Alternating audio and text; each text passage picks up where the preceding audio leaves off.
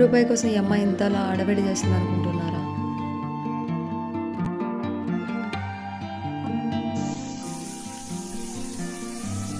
ఈ సమాజం నీకు గంటకి అద్దెకి అడిగి బ్రతుకునిస్తుందట. మీరు కష్టపడితేనే మీకు డబ్బులు వస్తాయి, కానీ మేము ఒకరికి సుఖపెడితేనే మాకు డబ్బులు వస్తాయి.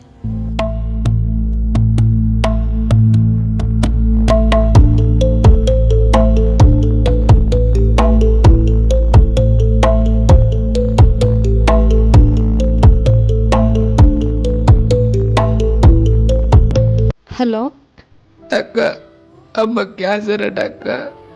5 లక్షలు అవసరం పడతాయట అక్క. అమ్మకు ఆపరేషన్ చేయకపోతే చచ్చిపోతాదట అక్క. ఏం చేయాలో నాకేం అర్థం అవ్వట్లేదు అక్క. అమ్మకు సీరియస్ ఉంది అక్క. సరేరా, పంపిస్తాను. అమ్మని జాగ్రత్త చూసుకో.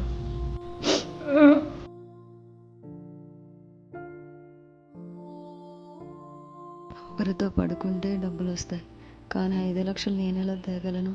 అయినా మా లాంటి వాళ్ళకి దేవుడు ప్రశ్నిస్తాడు.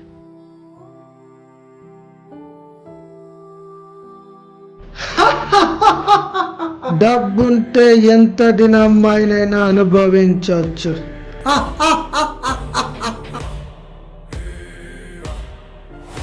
డబ్బు స్మెల్ కన్నా అమ్మాయి స్మెల్లే వేరు. ఎవరైనా మన దగ్గరికి రావాల్సిందే.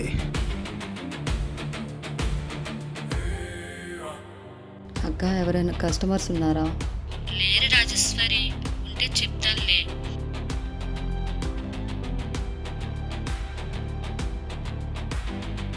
డబ్బుంటే ఎంతటి వారినైనా మార్చేస్తుంది. డబ్బు ఎంత సంపాదించినా ఆడదాని సుఖం ముందు డబ్బు తక్కువేరా. ఒక్కసారైనా ఆ శీలావతిని అనుభవించాలన్న కోరిక. సేటు, ఎవరైనా కస్టమర్స్ ఉన్నారా? కస్టమర్స్ లేరు, చెప్తాలే.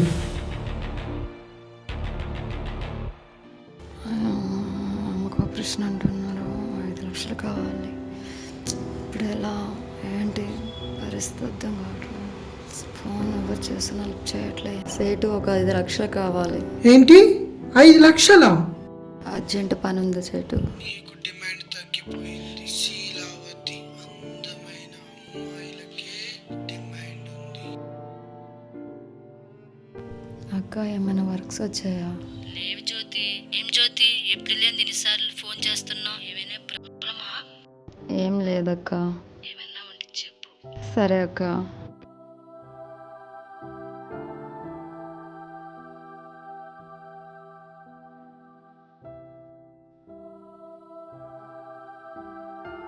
ఈ సమాజంలో మనుషులు ఎలా ఉన్నారంటే, సుఖపడడం కోసం మా దగ్గరకు వస్తారు, కానీ మాకు ఏ కష్టం వచ్చినా హెల్ప్ చేయడానికి నా కొడుకు రాడు.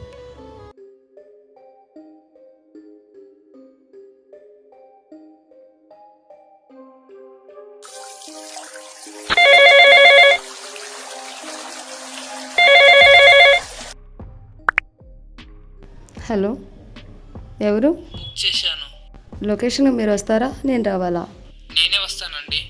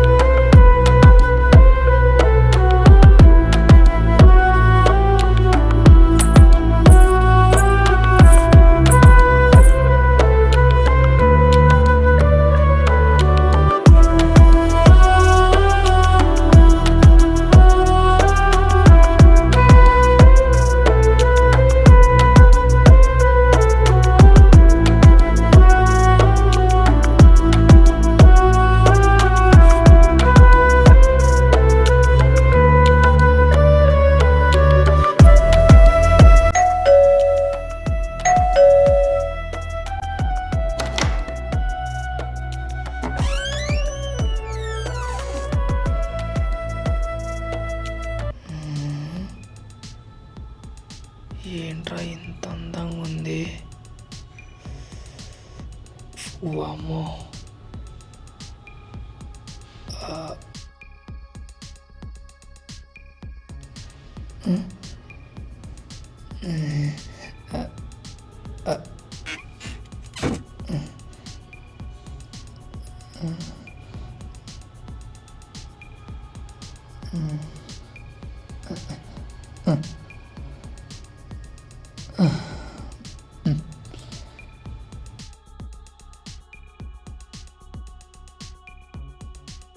ఏంట్రీ అలా చూస్తున్నావు? ఏం లేదు.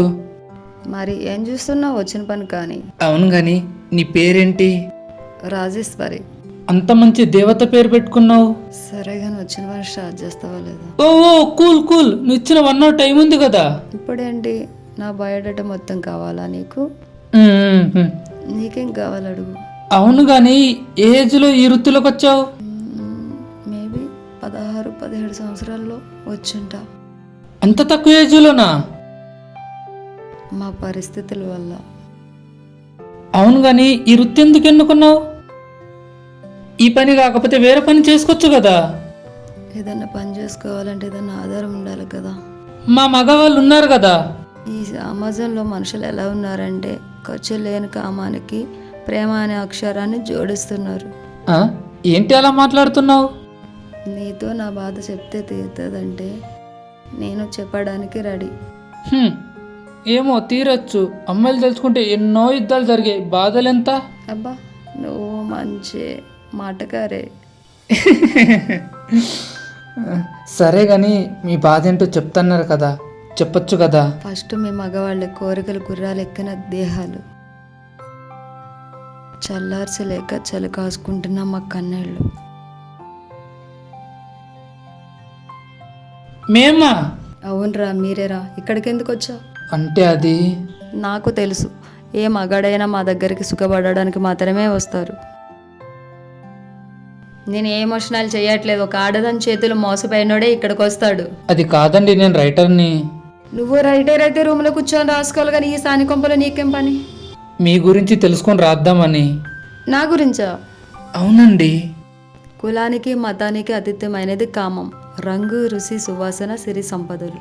అంటే పైసా ఎంత పవర్ఫుల్ అంటే విసిరేస్తే ప్రతిప్రత పక్కలో కూడా వస్తుంది. అదంతా ఓకే, మీ గురించి చెప్పండి. ఏంటి ఓకే?